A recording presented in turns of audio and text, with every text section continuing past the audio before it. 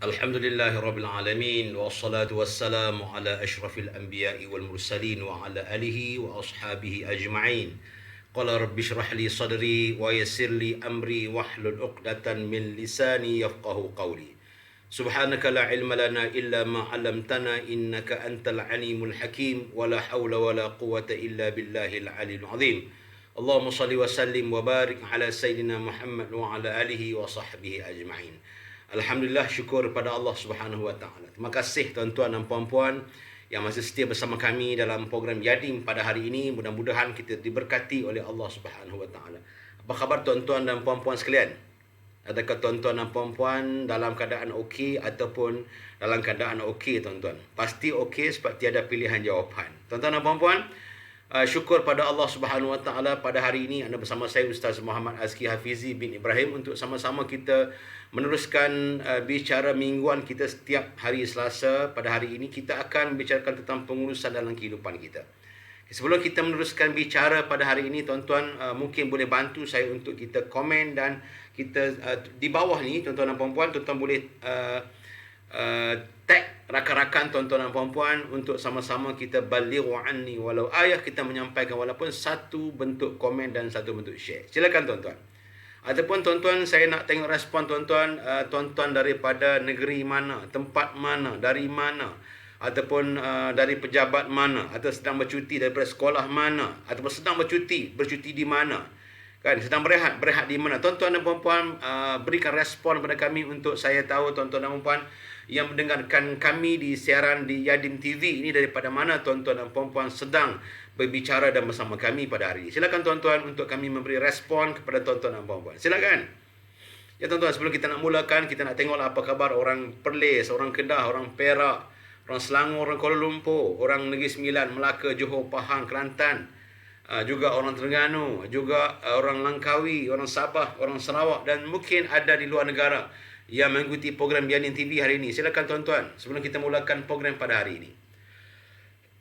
Tuan-tuan, alhamdulillah hari ini kita bersiaran secara langsung tuan-tuan dan puan-puan secara maya di Yadim insya-Allah. Pada hari ini tajuk yang akan kita bincangkan sama-sama dalam program hari ini ialah mengenai pengurusan kita nak mendengar kata. Kan, kalau selalu orang Kedah, orang Perlis, orang Penang kata ni tak dengar kata ni. Ni tak dengar kata. Dia pengurusan dengar kata. Bagaimana kita mengurus dengan kita menggunakan aspek mendengar, iaitu menggunakan aspek telinga dalam kita mendengar. Tuan-tuan, pasti kita akan menggunakan telinga kita sebagai untuk mendengar. Dalam kita membicarakan pengurusan untuk mendengar ni, dia adalah suatu ilmu yang sangat luas. Tetapi dalam masa 30 minit yang diberikan dalam ruang yang ada pada hari ini, saya ingin berkongsikan dengan tuan-tuan dan puan-puan bagaimana kita menjadi seorang pendengar yang baik. Pertama sekali, tuan-tuan tulis di ruangan komen di bawah, menjadi pendengar yang baik. Nak dengar kata ni, teknik mendengar sebagai pendengar yang baik. Bagaimana kita ingin menjadi pendengar yang baik? Tuan-tuan boleh tulis di ruang komen di bawah, menjadi pendengar yang baik. Sebab ramai orang dia mendengar, dia tidak menunjukkan bahawa dia adalah pendengar yang baik. Sebagai seorang sebahagian sebagai kaunselor mereka itu akan diajar teknik untuk menjadi kaunselor pendengar yang terbaik. Okey tuan-tuan, kalau seorang kaunselor mereka akan diberikan teknik mendengar yang terbaik. Tapi sebagai kita nak apa yang saya nak kongsikan kepada tuan-tuan dan puan-puan hari ini, bagaimana kita ingin menjadi seorang pendengar yang terbaik. Antaranya pertama ialah tuan-tuan dan puan-puan, okey, cara posing badan kita untuk memberi perhatian itu sudah menggambarkan kita memberi pendengaran yang terbaik. Fokus untuk pendengaran. Maksudnya mata kita, memek muka kita, kan, reaksi wajah kita, itu sudah menggambarkan kita memberi satu gambaran pendengar terbaik. Jadi untuk kita pastikan menjadi seorang pendengar terbaik ini, wajah, mata kita, eye contact kita dan body language muka kita ni sangat penting memainkan peranan dalam membuat. Jadi mata kita masih fokus. Kalau kita bercakap dengan orang, di mana kita nak fokus? Jangan bila cakap dengan orang, fokus tempat lain. Mata tengok tempat lain, tapi cakap dengan orang tu. Jadi orang tu anggap macam kita ni macam tak ada perasaan. Walaupun kita dengar. Kita dengar, bukan tak dengar. Orang kata, you ni kenapa you tak dengar? I cakap dengan you ni. I dengar lah you. Kan? Tapi mata tengok tempat lain. Orang akan beranggapan bahawa kita tidak menjadi seorang pendengar yang baik. Tuan-tuan dan puan-puan. Oleh sebab itu, untuk punya pendengar terbaik, kita mesti kontrol wajah muka kita. Sebab tu pendengar terbaik, matanya fokus di ruang muka rakan yang kita sedang bercakap. Kemudian, kita punya riak wajah kita tu menggambarkan. Kalau dia gambarkan dengan keseronokan, kita mungkin agak tersenyum. Menggambarkan kita faham dengan apa yang dia cakap. Dia cakap seolah macam dia buat lawak. Katalah dia buat humor, buat lawak. Walaupun lawak itu dia krik-krik. Bahasa zaman sekarang, krik-krik lawak itu mungkin dia kurang ada punchline. Tapi tetap kita senyum. Menandakan kita faham dengan maksud humor yang dia nak dibawa oleh seseorang. Atau dia membawa watak tu watak sedih. Kita kena faham watak sedih. Maka wajah kita pun agak macam simpati dengan kesedihan yang dialami. Kan? Ataupun dia rasa beban yang sangat tinggi. Maka wajah kita tu agak macam memahami erti bebanan yang dihadapi. Sebab itu tuan-tuan dan puan-puan, kita memahami cara mereka bercakap untuk memahami kaedah kita mendengar itu sangat penting. Memahami perasaan orang bercakap untuk kita mengaplikasikan dalam bentuk gambaran kita mendengar itu sangat penting. Itu kaedah kita mendengar sesuatu yang apabila diutarakan oleh orang. Sebab itu decision ataupun halangan-halangan yang ada dalam kita bercakap kena jaga-jaga. Dan halangan utama dalam komunikasi zaman hari ini itu utamanya ialah bukan anak-anak kecil. Bukan gangguan lalu lalang di tepi jalan. Bukan. Gangguan yang paling besar ini adalah handset. Telefon. Telefon bimbit. Okay? Ini adalah di antara gangguan yang agak besar dalam hidup kita. Ada sekarang kita tengah bercakap, kita bermain-main dengan kita type sesuatu di WhatsApp kita, di SMS kita. Menyebabkan orang di hadapan itu merasakan kita tidak memberikan fokus dengan mereka. Bila orang dah merasakan kita tidak memberikan fokus kepada mereka, mereka tahu kita tak mendengar dengan baik. Maka implikasi orang yang tidak mendengar dengan baik, maka orang anggap maka kita tak penting. Dia tak penting untuk menceritakan sesuatu. Jadi kita pun dia tak boleh nak uruslah orang nak kata apa kat kita. Kita nak urus, nak dengar apa orang itu kata pada kita. Tak nak urus sebab kita tidak menjadi pendengar yang baik. So, tips yang pertama hari ini tuan-tuan dan puan-puan ialah menjadi pendengar yang terbaik ialah bermula daripada wajah kita. Body language terutama di wajah dan mata kita ni. Wajah dan mata is the part, the main point di mata kita. Point mata kita ni kita ubah sikit tu kan. Kita macam squeeze sikit, tengok di bawah, dia perasan. Tengok perut aku ke? Kita squeeze sikit, tengok ke tepi, tengok telinga aku ke? Sebab mata ni peranan yang sangat besar yang Allah jadikan pada manusia. Dia adalah signal kepada hati dan juga sanubari kita. Sebab tu orang kalau dia nak tipu kita, dia boleh tipu kita. Tapi kita boleh just kita renungkan mata orang tu. Renung mata dia. Orang mata yang menipu, kalau dia tipu kita, anak tipu mak nak tengok mata dia tak boleh nak tenung mata kita. Sebab mata ni Allah jadikan dia ada some connection dengan hati. Mata ni dia ada connection dengan hati. Kalau hati tak betul, mata pun dia macam tak sedap duduk. Dia macam gundah gulana. Dia macam gersang. Dia macam ribut. Dia tak boleh tenang dan tak boleh tetap. Sebab dia ada connection dengan hati. Kalau hati tu berbohong, maksud hati tu dia macam dia sedang bergelojak. Dia sedang bergerak. Mata pun dia akan ikut. Kalau orang cakap benar, walaupun dia tuduh, dia fitnah, dia cakap benar, mata dia relax. So, mata adalah sangat penting kalau kita bercakap tentang kaedah kita berdengar, menggunakan memek muka dan terutama memek muka di wajah, dan main point ni adalah di mata. Tuan-tuan, tuan-tuan boleh tulis isi-isi penting yang saya cakap pada hari ini. Mudah-mudahan kita dapat share dengan kawan-kawan kita yang lain. Bantu tuan-tuan.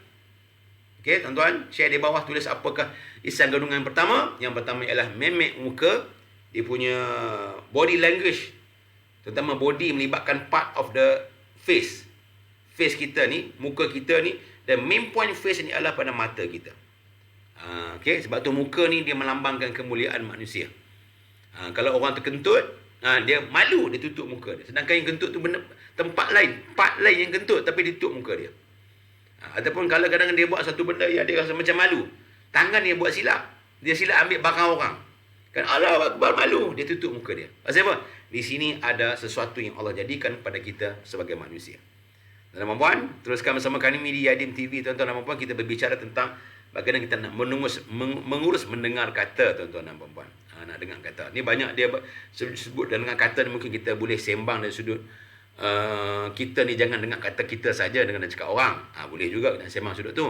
Ataupun kita ni boleh dengar orang bagi berita pada kita, kita kena tabayun dulu. Boleh juga. Tapi untuk part pada hari ini, kita berbicara dahulu, untuk awal ni kita bicara tentang teknik mendengar yang mungkin jarang disentuh oleh ramai penceramah-penceramah tentang teknik mendengar. Tuan-tuan, yang pertama. Yang kedua, tuan-tuan dan puan-puan, okay, untuk mendengar, kita mendengar menggunakan teknik telinga. Kita, tuan-tuan, so menggunakan teknik telinga kita untuk mendengar ni, yang keduanya ialah kita, kalau kita duduk, tuan-tuan, kita duduk antara, contohnya kita duduk. Kita duduk antara kita dengan rakan kita, tuan-tuan, duduk. Kita punya dari sudut teknikal ni, kita kena portion badan kita tu kena sedikit melencong ataupun mengiring ataupun kita ke depan sikit. Contohnya tuan-tuan macam ni. Sini contoh ni tegak badan kita. So kita nak dengar cakap orang, kita ke depan sikit. Di lining dia tu. Depan sikit. Sebab apa? Nak menggambarkan saya sedang hendak memberi perhatian tentang apa yang awak cakapkan. Itu teknik, tuan-tuan. Kan? Dia di antara kita duduk atas kursi, kan kita duduk atas kursi, tuan, kita bersandar di kursi macam ni, bersandar kan kursi. Dengan kita jangan bersandar, kita ke depan sikit, berbeza. Sebab kita bersandar tu macam kita santai aja. Tapi kalau kita macam kita mengiring sikit ke depan, kita anjak sikit ke depan, dia menandangkan kita tak santai, kita betul-betul serius. Bukan santai, serius nak mendengar. Itu teknik kita nak mendengar, tuan-tuan. Dia tidak perlu kita bagi tahu ni, saya nak cakap awak ni, saya sedang berusaha menjadi pendengar terbaik. Tak perlu beritahu dengan mulut. Bahasa badan itu sudah cukup untuk melambangkan kita ingin menjadi pendengar yang terbaik. Okey? Masa yang kedua, tuan-tuan, tulis isi penting di bawah. Apa dia? Kita lencongkan sedikit badan, sedikit saja ke hadapan. Tanda kita ingin fokus, tanda kita ingin betul-betul mendengar apa yang orang nak cerita dengan kita. Orang zaman sekarang ni, ilmu ni jarang orang pakai, tuan-tuan, sebab kerana orang sibuk sangat dengan internet. Sibuk sangat dengan media sosial. Penting sangat internet dan media sosial bagi mereka. Sampai-sampai mereka terlupa tentang penting lagi ukhuwah yang dibina di atas jalan kasih sayang dengan Allah Subhanahu Wa Taala. Tuan-tuan dan puan, okey, boleh, tuan-tuan? Kita cuba kita duduk tegak, contoh macam ni, tuan-tuan, duduk tegak, kita ke depan sikit, begitu. Duduk tegak ke depan sikit, kita tengok pula wajah dia. Memang muka kita tu sesuai dengan inspirasi apa dia nak cakap, dan mata kita pandang wajah dia, tenung dahi dia, tuan-tuan. Kalau tak boleh tenung mata dia, sebab dia dua jantina berbeza, maka lihat dah di bahagian dahi dia ni, tuan-tuan dan puan-puan. Okey, jelas, tuan-tuan. So bila kita faham konsep ni, kita agak mudah untuk kita selepas ni kita melihat apa benarkah Roblox ataupun apakah perkara yang ingin kita nak sampaikan kepada kita, mad'u kita kalau dia sebagai seorang pendakwah, ataupun kita nak sampaikan kepada orang yang ingin kita sampaikan sesuatu mesej kepada mereka. Okay, tuan-tuan, ini keadaan badan. Kita dah tahu. Yang kedua, jelas, tuan-tuan. Yang ketiga, tuan-tuan, teknik mendengar. Menjadi seorang pendengar, nak dengar apa orang kata, tuan-tuan, mendengar. Mengurus apa orang kata. Ya, tuan-tuan. Kita berdengar, kita dalam keadaan kita berdengar, tuan-tuan dan puan-puan, kita ada dorongan minima. Okay, ada dorongan minima. Ada kaedah. Tuan-tuan tulis di bawah, dorongan minima. Dorongan minima ni bermaksud kita ada perkataan-perkataan yang ingin kita menggalakkan orang itu berkata. Contoh bila kita cakap dengan dia, kita, ya ke? Jadi kita itu disebut sebagai dorongan minima. Dia sebut pun minima, dia tak maksima. Jangan terlampau over sangat sebab dia minima aja. Kita memberi galakan supaya seolah kita bagi tahu kita faham dan kita nak menggalakkan dia terus bercakap dengan kita. Dia terus untuk memberikan sesuatu input kepada kita. Kita jangan stop dia, kita jangan halang dia. Kita, tuan-tuan dan puan, dia cakap dengan kita berikan dorongan minima. Contoh saya bagi, dia cakap dengan kita, dia kata, Ustaz, saya dulu ada kereta, kemudian kereta saya dijual. Oh, begitu ke? Oh, begitu ke? Itu dorongan minima. Atau, oh, ya Allah. Jadi, sebutan-sebutan ringkas yang disebut sebagai dorongan untuk mendorong kawan kita, klien kita, rakan kita ataupun kita punya receiver kita tu yang kita sedang berkomunikasi itu, dia meneruskan bicara dengan kita. Memang seronok, tuan-tuan. Dia rasa macam, wow, kita ni sangat memberi fokus dengan apa yang dia sedang bercakap. Dia sedang berkata-kata, tuan-tuan dan puan-puan. Bila dia bercakap sesuatu, dia memberikan gambaran sesuatu, sudah tentulah, tuan-tuan dan puan-puan, dia akan memberi impak yang sangat besar dalam komunikasi. Cara kita berkomunikasi, tuan-tuan dan puan-puan. Ini sebut sebagai yang ketiga, tuan-tuan tulis di ruangan komen bawah, dorongan minima. D-O-R-O-N-G-A-N, dorongan minima, M-I-M-I-M-A, minima, dorongan minima. Okey? Boleh tuan-tuan? Dorongan minima ni pertama dalam bentuk perkataan. Oh, ya ke? Subhanallah, ya Allah. Itu semua dah dorongan minima dalam bentuk perkataan. Ada juga dorongan minima, kan? Dorongan minima dalam bentuk perbuatan. Kan? Dorongan minima dalam bentuk perbuatan. Perbuatan kita mendorong ni untuk macam kita memahami perbuatan adalah dengan kita membuat anggukan minima. Anggukan minima. Bila kita bercakap, contoh kita dengar kuliah. Kuliah maghrib, dengar ceramah, ada dengar taklimat, dengar briefing pagi, morning prayer dan sebagainya, tuan-tuan. Kan sambil-sambil kita ambil pen tulis tu, kepala kita hangguk kan. Angguk. Maksud dianggukkan itu melambangkan kita sangat excited dan memberi fokus dan perhatian kepada apa orang kata. Apa yang sedang orang kata kepada kita. Kita angguk je, just angguk. Angguk bukan angguk 24 jam. Angguk ada part-part tertentu kita angguk, memberi anggukan. Bila kita stop sekejap, tulis sekejap. Oh, kita angguk. Dengar ceramah. Jadi kita akan memberi semangat kepada penceramah. Kita akan memberi semangat kepada orang yang briefing, orang yang memberi taklimat, orang yang buat morning prayer, orang yang menguruskan perjumpaan. Dia rasa macam, wow, aku bercakap dia orang faham. Kalau tak faham, masakan dia nak mengangguk kepada kita. Kan? Masakan dia nak angguk kepada kita. Dia akan faham. Maksud kita akan faham begitu, tuan-tuan dan puan-puan. Sebab itu, tuan-tuan dan puan-puan, ini adalah skill kita dalam, kalaulah anda sebagai pendakwah, kita sebagai seorang pembawa, penyambung risalah yang telah ditinggalkan Rasulullah SAW, kita menggunakan kaedah ini untuk kita gambarkan kita adalah seorang pendengar yang terbaik. Itu yang Nabi SAW ajarkan. Nabi tak cakap banyak, Nabi dengar. Kan? Jadi orang yang kalau nak mengeluar fatwa dia perlu mengetahui, dia kena banyak input masuk. Kalau kita sebagai pendakwa, kita jangan bercakap banyak tapi tunjuk akhlak dan berikan input penyelesaian yang ada. Jadi kita belajar dengan kita mendengar ni satu benda yang susah dibuat. Ada setengah orang bercakap sekat jalan, dia terus potong. Ataupun dia terus potong, dia memberi jawapan, dan jawapan itu sebenarnya ada dalam cakap-cakap orang yang belum habis tadi tu. Sebab tu kita the good leader is be a best listener. Leader yang terbaik ialah menjadi seorang pendengar yang terbaik. Untuk menjadi pendengar terbaik, dia kena belajar beberapa kaedah dan metod untuk menjadi pendengar yang terbaik. Okay, so yang ketiga tadi, dorongan minima dalam dua keadaan, tuan-tuan dan puan. Tuan-tuan bantu tulis komen di bawah supaya kita tak hilang ilmu ni, input isi penting ni. Di sudut perbuatan kita dengan perkataan. Ada sudut perkataan yang dengan suara. Ya, oh subhanallah, kan? Ya ke? Macam tu ke? Subhanallah. Jadi apa sahaja perkataan yang sangat minima untuk mendorong dia meneruskan bercakap. Ataupun yang kedua, dorongan minima dengan anggukan minima. Dia anggukkan yang biasa. Tak payah angguk kuat sangat macam kita biasa. Ya. Faham? Begitu. Maksudnya kita dalam keadaan kita mengangguk, tanda kita, sebenarnya kita angguk bukanlah tanda kita faham 100%, tapi adab dan akhlak kita bila kita bercakap, kita mesti melambangkan bahawa kita sedang memahami, kita sedang memberi fokus pada seseorang. Tuan-tuan dan puan, apa cerita tuan-tuan kalau kata orang bila kita bercakap, orang rasa macam wow, fokus ni dia cakap kita. Dia seronok untuk terus memberikan komunikasi dengan kita. Kalau anda seorang penjual, customer dan klien anda akan suka dengan anda dan kita boleh close sale dengan mereka. Kalau anda seorang da'i, mad'u, anda akan seronok berhadapan dengan anda dan sentiasa nak mendengar tazkirah anda dan mereka akan terpaut dengan dakwah anda. Kalau anda seorang family leader, ibu atau ayah, anak-anak anda sentiasa nak mendengar apakah celoteh ibu dan ayah anda. Kalau anda seorang majikan, kan? Jadi staff anda akan seronok dengan anda. Kalau anda seorang staff, majikan akan anda seronok dan mungkin naik pangkat cepat dengan anda.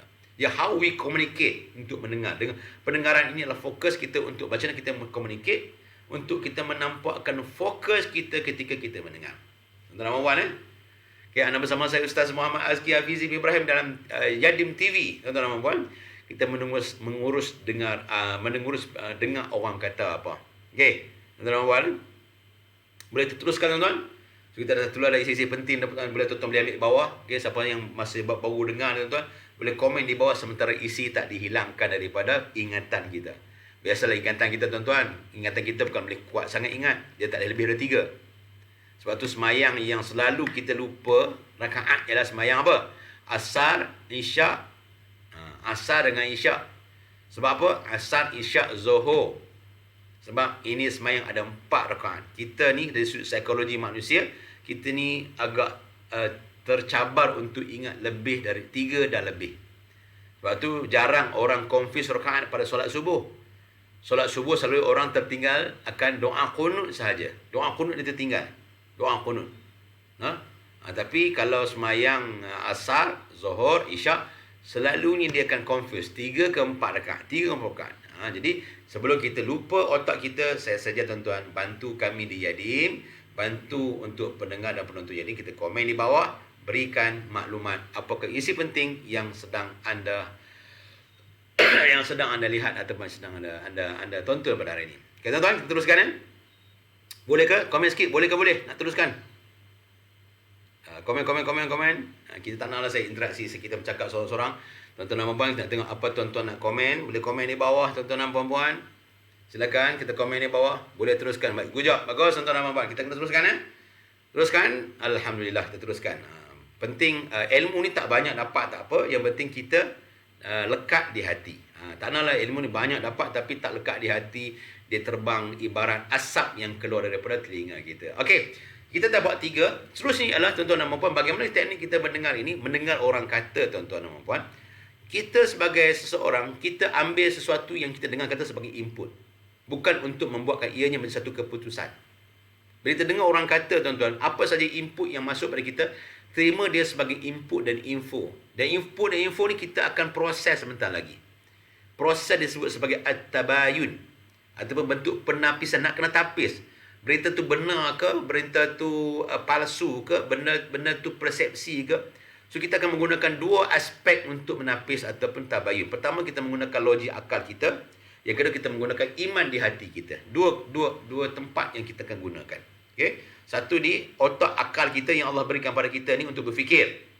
Logiknya, kemudian keberhasilannya, dan yang paling penting kita orang Islam, kan? Kita ada iman dan hati kita akan memproses berdasarkan keimanan, dan otak juga akan proses kebijaksanaan. Logik lain, kebijaksanaan lain. Bijaksana kadang-kadang benda tu memang nampak. Contohnya bila orang nak berdebat. Nampak memang dia kena berdebat sebab dia benar, dia betul. Tapi kebijaksanaan kata jangan berdebat. Sebab dia boleh menimbulkan benda yang paling besar. Walaupun kamu tu betul. Walaupun kamu di jalan yang benar. Tetapi kalau kamu di jalan yang benar, kamu tak bijak menggunakan sesuatu dalam menguruskan sesuatu isu, dibimbangkan agak. Akhirnya dia menjadi fitnah dalam kita menyebarkan kebaikan. Ya, ada benda yang kita kadang-kadang kita macam senyap je. Kan? As-sukut, senyap je. Kan? Falyaqul khaira aw liyasmut, kata Nabi, bercakap baik. Kalau tak boleh bercakap baik, yang benar-benar, yang makruf, kita duduk diam. Ataupun kita menjawab, kita wajadilhum billati hiya ahsan. Kita bermujadalah dengan benda yang terbaik untuk kita. Ataupun kita mengundur diri. Kita tak nak orang ajak berdebat, tak nak. Bukan sebab kita tak pandai, bukan sebab kita takut, sebab kita tahu mudarat fitnah yang lebih besar kepada orang awam pada kita. Oleh sebab itu input dan juga sekarang info yang kita dapat dalam kita dengar, tuan-tuan dan puan-puan, semua info yang ada, tuan-tuan, jangan kita buat keputusan. Dia sebagai satu frame info, kan? Dan info ni kita kena tabayun, kena pastikan, dan barulah kita menjadikan dia sebagai maklumat apa yang kita nak ambil, maklumat apa kita nak buang. Tuan-tuan, ramai juga orang hari ini, tuan-tuan dan puan-puan, dia dapat maklumat, dia terus buat keputusan. Dia percaya dan dia viralkan. Dia seronok menjadi, seolah-olah menjadi orang pertama yang nak viralkan benda tu. Ingat tuan-tuan, sekali kita terbuat fitnah, kita nak minta ampun satu Malaysia ni, kita nak delete, tak boleh dah. Ini zaman-zaman, akhir zaman, tuan-tuan dan puan-puan, sekali fitnah, orang semua percaya dengan fitnah kita. Kita bukan sengaja nak fitnah, kita terfitnah. Terfitnah pun kira fitnah, tuan-tuan. Fitnah itu lebih dahsyat, buruk, besar itu daripada al-qatl, daripada membunuh. Oleh sebab itu, tuan-tuan dan puan-puan muslimin muslimat sekalian, tuan-tuan dan puan-puan yang bersama-sama kami di Yadim TV hari ini, tuan-tuan dan puan-puan, saya nak mengajak bahawa bila kita mendengar sesuatu, tuan-tuan dan puan-puan, kita mendengar dengan satu perkara input kita ambil, tuan-tuan dan puan-puan, apa orang kata, apa orang beletiang, apa orang nasihat, kita ambil. Kalau orang nasihat tu betul, kita ambil. Kalau orang nasihat tu macam tak betul, kita macam diam saja. Sebab tu kadang-kadang contoh kata bila mak ayah kita kata pada kita, kita bukan tak boleh jawab, tapi kita sebagai anak kita ada adab how we manage dengan ibu ayah kita. Tak sama kita bercakap dengan rakan-rakan kita. Kalau rakan-rakan kita boleh melawak main. Kita boleh menjawab, tapi mak ayah kita bercakap tak sama. Walaupun dia nasihat, kadang-kadang dia nasihat, kadang-kadang dia bercakap tu tak betul. Tapi how we manage, macam mana keadaan kita nak menjawab kata-kata dan juga apa sahaja keluar pada mak ayah kita. Sebab tu dia katakan kita dalam kebijaksanaan kita mengurus mendengar ni. Kita mendengar sesuatu. Ayah kita kata kepada kita, "Mat, kamu pergi ambil benda bulat tu. Aku nak sekarang." Kita pergi ambil lah benda bulat tu, pergi ke ayah kita. Tiba-tiba ayah kita kata, "Aku tak suruh ambil yang bulat. Aku suruh ambil yang petak." Sedangkan tadi kita dengar tadi, yakin dengar bahawa dia kata bulat. Kita bawa air bulat, dia marah kita. Dia kata, "Aku tak suruh ambil yang bulat, aku suruh ambil yang petak." Kalau orang yang tak ada ilmu tentang agama, tuan, dia akan jerkah, dia akan maki, dia akan tinggi suara dengan mak ayah dia. Tapi kita yang ada ilmu agama, ada dasar yang baik, kita mendengar perkara tersebut, kita fal yaqul khairu aw liyasmut. Ni diam. Jangan bercakap walaupun kita benar. Kalau nak kira kita bergaduh, kita berbalah, kita akan menang sebab kita benar. Falyaqul khairu aw liyasmut, maka diamlah kita bila kita mendengar benar sesuatu daripada mak ayah kita dan sebagainya. Itulah orang tua-tua kata jangan menjawab. Duduk diam, jangan menjawab. Jangan menjawab. Maksud jangan begitulah, ada how we manage. Macam mana kita uruskan? Bagaimana kita buat pengurusan kita dengan mak ayah kita? Bukan kita tak boleh jawab. Boleh, kita pandai. Mengaji universiti kot, PhD kot, kan majikan kot, tetapi dia ada adab, akhlak, etika dalam berbicara. Alhamdulillah tuan-tuan, hari ini telah kita belajar tentang teknik mendengar, bagaimana kita mengurus pendengaran kita. Kita ulang balik tuan-tuan dan puan-puan. Yang pertama ialah kita punya muka, wajah kita. Bila kita bercakap, nak tahu orang tu dengar tak betul, tengok wajah dia. Dia ekspresi wajah itu menggambarkan kita betul-betul memberi fokus dengan apa yang dia bercakap. Terutama main point dia adalah mata kita. Saya ulangkan tuan-tuan, mata ni dia connect kepada hati. Kalau hati tak betul, mata pun dia akan gelisah. Dia lihat kanan kiri, kanan kiri, kanan kiri. Tapi kalau hati dah betul, mata dia tegak pandang ke depan. Sebab tu orang yang kalau dia tak puas hati dengan kita tuan-tuan, tengok muka kita pun tak nak. Dia nampak-nampak kita dia lari belakang. Sebab apa? Mata tidak boleh bertentang mata. Tuan-tuan. Tapi kalau mata bertentang mata, ini bahaya. Jadilah cinta dari mata turun ke hati tuan-tuan dan puan-puan. Yang kedua tuan-tuan dan puan-puan ialah kita menggunakan teknik leaning badan kita. Kita bungkuk sikit je, jangan banyak, sikit je ke depan, menandakan kita memang betul-betul nak mendengar apa orang sedang bersembang dengan kita. Yang ketiga tuan-tuan dan puan-puan, kita ada dorongan minima dengan perkataan. Kan saya sebut tadi dengan perkataan. Ya, oh betul ke? Macam tu ke? Masya Allah.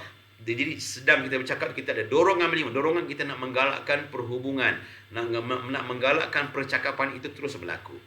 Dan dorongan minima juga boleh berlaku dalam bentuk anggukan minima. Kan, orang dengar kuliah, kita angguk. Orang pergi briefing, kita angguk. Bukan angguk sembahyang Jumaat, ittaqullah, pejam mata. Itu tak maksud begitu. Kita sedang berkomunikasi. Kita sedar komunikasi tersebut. Dan yang terakhir, yang keempat yang saya berikan kepada tuan-tuan dan puan-puan hari ini ialah kita menjadi seorang yang menerima input. Jangan buat keputusan dengan input tersebut. Kita kena proses dulu. Kena tapis dulu. Atau dalam bahasa Arab sebut sebagai kita tabayyun dulu. Adakah berita itu benar? Adakah berita itu palsu? Adakah berita itu benar-benar kenyataan atau ia hanya persepsi? Pandangan sebelah pihak. Sebelah pihak dia dengar macam lain. Sebelah lain pula dia bercakap macam lain. Kita yang buat satu tabayun untuk mengeluarkan natijah, mengeluarkan satu hasil daripada apa yang kita nak cakap. Kalau tak ada natijah, tak ada tabayun, diam. Jangan bercakap. Duduk diam. Jangan viral. Jangan sebarkan. Biar saja. So, zaman akhir zaman ni kadang-kadang kita kena duduklah rumah. Kita kena duduk diam-diam. Tak boleh di akhir zaman. Duduklah rumah, duduk diam-diam. Jangan bercakap. Sebab fitnah sangat besar di akhir zaman. Mudah-mudahan 4 tips yang kita kongsikan pada hari ini boleh memberikan sesuatu pada anda, insya-Allah, bagaimana kita mengurus pengurusan kita untuk mendengar kata-kata orang, insya-Allah. Terima kasih tuan-tuan atas komitmen anda bersama dengan Yadim TV pada hari ini bersama saya Ustaz Muhammad Azki Hafizi. Insya-Allah kita berjumpa lagi minggu depan. Barakallahu fikum. Jumpa lagi. Sekian. Assalamualaikum warahmatullahi taala wabarakatuh. Jumpa lagi.